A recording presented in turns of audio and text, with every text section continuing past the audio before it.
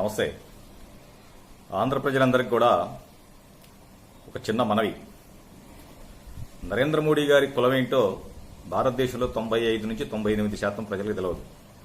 కానీ దేశం మొత్తం కూడా నరేంద్ర మోడీ గారిని ఓన్ చేసుకుని రెండోసారి దేశ ప్రధానమంత్రిగా ఎన్నుకున్నారు. అదేవిధంగా తెలంగాణలో కేసీఆర్ గారి కులం కూడా చాలా తక్కువ మంది తెలిసినా ఆయన కులం చాలా పరిమిత సంఖ్యలో తెలంగాణలో ఉంది. కానీ తెలంగాణ సమాజం మొత్తం కూడా ఆయన రెండోసారి ఓన్ చేసుకుంది. మీకేంటయ్యా ఆంధ్రప్రదేశ్ ప్రజలకి కులం కులం అని చెప్పేసి మీరెందుకు కొట్టుకుంటున్నారు? ఈ సందర్భంగా మీకు ఒక నిమిషంలో ఒక స్టోరీ చెప్తా. ఒక అడవిలో చాలా చెట్లు ఉన్నాయి. అవి కొన్ని పచ్చగా ఉన్నాయి, కొన్ని వాడిపోయి ఉన్నాయి, కొన్ని ఎండిపోయి ఉన్నాయి.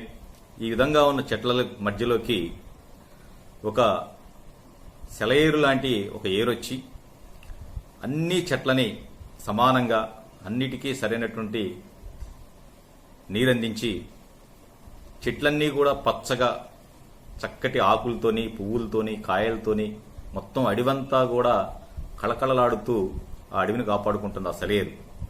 ఆ టైంలో ఎక్కడి నుంచి వచ్చిందో ఒక మొదనష్టపు గొడ్డలు వచ్చింది సెలయేరు దగ్గరికి.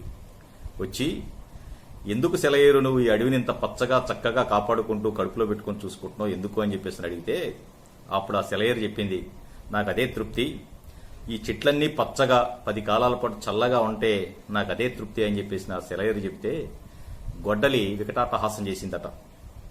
ఎందుకు అట్లా నవ్వుతున్నావంటే, ఒక పని చేద్దామా, ఈ చెట్లు ఏంటి ఎలా ఉంటాయి ఈ చెట్లు ఆలోచనలు అని చెప్పేసి ఒక పందెం పెట్టుకుందామా అని చెప్పేసి నువ్వు నేను ఇద్దరం పోటీ చేద్దాం, ఈ చెట్లన్నిటికీ ఓట్లిద్దాం, అప్పుడు చూద్దామని చెప్పేసానంటే అదేంటి గొడ్డలి నువ్వు ఆ చెట్లను నరుకుతూ కదా, నువ్వు దుర్మార్గురాలు కదా, నీకెట్లా ఓట్లేస్తాయి ఆ చెట్లు, నేను కడుపులో పెట్టుకుని కడుపులో చల్ల కదలకుండా చూసుకుంటున్నారు కదా, ఈ చెట్లన్నీ సమస్య లేదు నాకే ఓట్లేస్తాయని చెప్పేసి సరే అన్నదట సెలయేరు.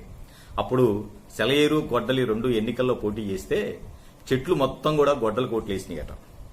ఓట్లేసి గొడ్డలి గెలిచింది.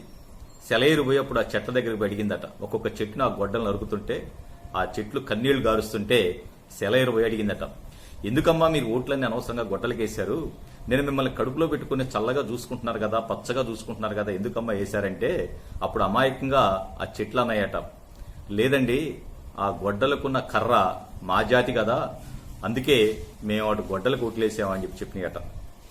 అందుకని ఓటు అనేది ఒక వజ్రాయుధం లాంటిది. కులం చూసో మతం చూసో వేయకూడదు, గుణం చూసి ఓటేయాలి. మీరు ఎవరికి ఓటేశారు, ఎవరిని మీ రాష్ట్రం నుంచి తిరస్కరించారనేది ఇప్పటికైనా తెలుసుకుని నిజాయితీగా ఇప్పటికైనా ఉంటారని చెప్పేసి మనస్ఫూర్తిగా కోరుకుంటూ సెలవు తీసుకుంటున్నా. జై హింద్, జై తెలుగుదేశం, జోహార్ ఎన్టీఆర్.